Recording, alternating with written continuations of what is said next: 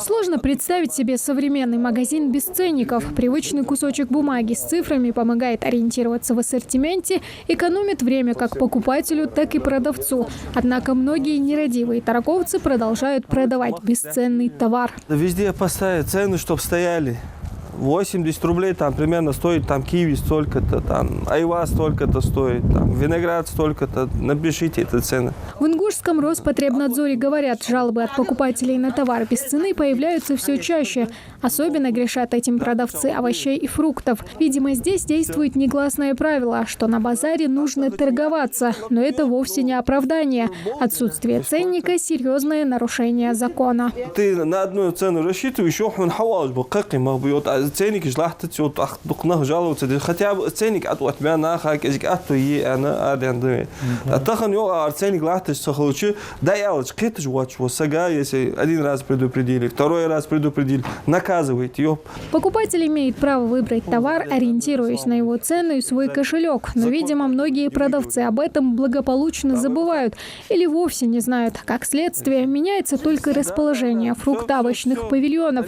Но оправдание одно – не успеваем переписывать цифры, потому как стоимость продуктов постоянно меняется. Каждый раз, если даже каждую минуту они меняются, вы должны их вложить, чтобы люди знали, за какую цену что вы продаете. Но есть и те продавцы, которые прислушиваются к букве закона, реализовывать свою продукцию, стараются согласно всем нормам. Мы все продукция лахтис, а дока улучшал лахтис, да, ахар продукция, цатсер хажал, печенье, хама, масна да, жмяхаш, а тут и вегнигди. То нахбуем жаловаться, просто дальше что хотите, а что фахается, мал хается, ё хается.